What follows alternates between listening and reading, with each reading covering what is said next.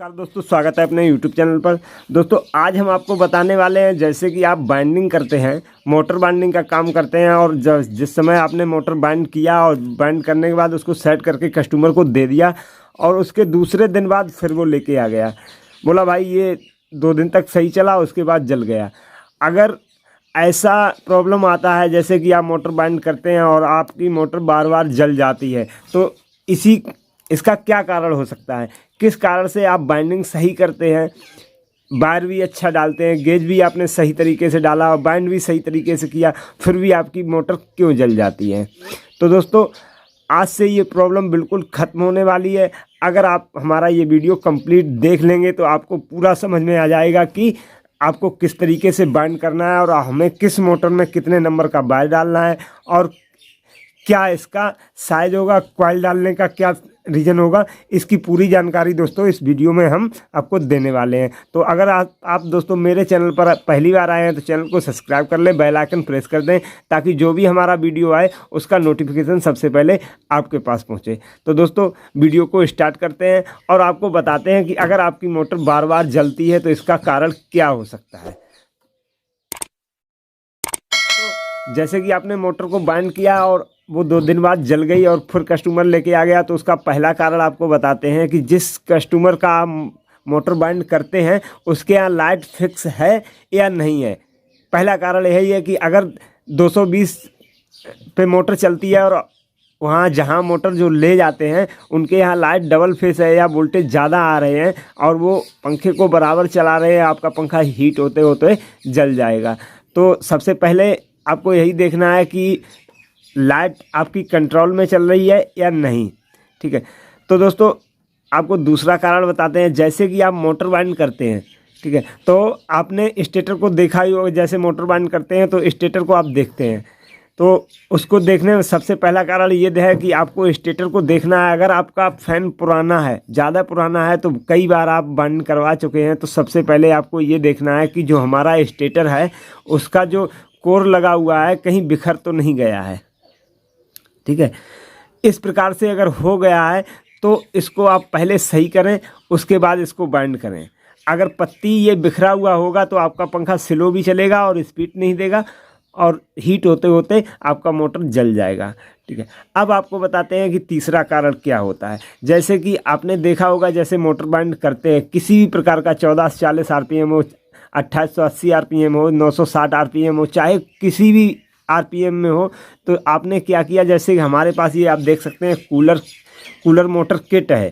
ठीक है, तो हमने क्या किया, हमने इसका स्टैंपिंग नाप लिया और क्या इसका आउटर डाया है, क्या इनर डाया है, क्या इसमें है, एक बार ही हमने कॉपी में लिख लिया कि कूलर किट में इतना टन होगा, इतना इसका लेंथ रहेगा, इतने नंबर का वायर होगा। ठीक है, और वही डाटा सारे मोटरों में डालते रहते हैं। तो क्या होता है, ऐसा नहीं करना चाहिए। जो भी आपके पास मोटर आए तो पहले आपको देखना है कि आउटर डाया कितना है, इनर डाया कितना है, क्या इसका कॉइल साइज है, मतलब उसी हिसाब से। अब मान लीजिए जैसे कि आपको बताते हैं, जैसे ये साइज है, ठीक है, इस तरीके से अगर हम देखते हैं इंची टेप से इससे हम लगाएंगे तो आपको देखना है कि हमारा जो आउटर साइज है कितने mm का है। तो उसी हिसाब से आपको देखना है कि हमको कॉइल और तार कितने नंबर से लगाना चाहिए। अगर आप सही से नहीं जानते हैं तो हमारे वीडियो में जाइए, हमने इससे पहले भी एक वीडियो बना रखा है कि आपको कॉइल साइज़ कैसे निकालना है, कितने टन डालना है और किस मोटर में कितने mm का वायर लगाना है। पूरी जानकारी इस वीडियो में जो हमने बनाया है उसमें दे रखी है दोस्तों। तो आपको क्या करना है कि जैसे आपके पास कूलर मोटर है या 2800 RPM फर्राटा फैन है, ये देख सकते हैं छोटा स्टेटर है, बहुत ही छोटा स्टेटर है, आप देख सकते हैं। आप इस तरीके से आप इसका साइज निकाल सकते हैं। निकालने के बाद आपको क्या करना है कि हमारा जो स्टेटर है वो किस नंबर से पढ़ना चाहिए। अब जैसे आपको एक दिखाते हैं कि 14 से 40 RPM फर्राटा मोटर किट है ये। ठीक है, ये भी 1 इंच में है।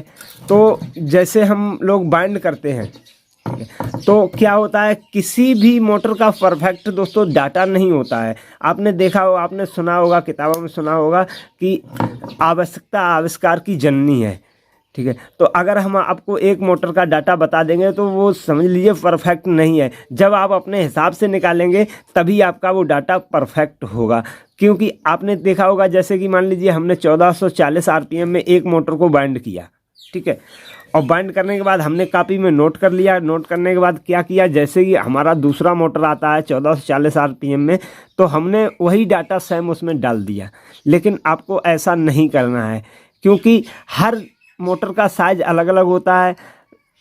जो स्टेटर होता है वो मोटा पतला भी होता है, तो उसी हिसाब से आपको डाटा डालना होता है, उसी हिसाब से आपको नंबर भी डालने होते हैं, उसी हिसाब से आपको टन डालना है। अगर आपका पतला स्टेटर है तो आपको किस नंबर से बाइंडिंग करनी है, अगर आपका मोटा स्टेटर है तो आपको किस नंबर से बाइंडिंग करनी है। तो अगर आप ऐसा करते हैं तो आपका मोटर कभी भी दोस्तों जलेगा नहीं, कभी भी।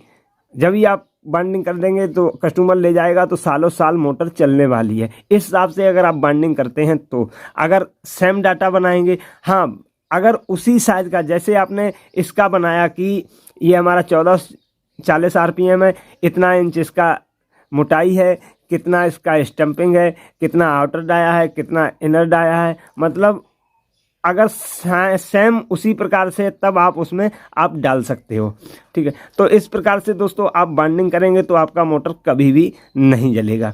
तो सबसे पहली बात हमने पहले भी वीडियो में बता के रखा है कि आपको किस मोटर में कॉपर डालनी है, किस मोटर में आपको एल्युमिनियम डालनी है। इसका भी हमने एक वीडियो में पूरा वीडियो बनाया है और अच्छे से समझाया। अगर कोई गलती हो गई है तो इसलिए हम इसमें भी आपको बता रहे हैं कि आपको किस तरीके से बाइंड करना है। तो दोस्तों आप देख सकते हैं हम फिर कूलर किट ले रहे हैं, तो आप जिसमें ये कोर लगा हुआ है, देख सकते हैं आप, इसमें कोर लगा हुआ है।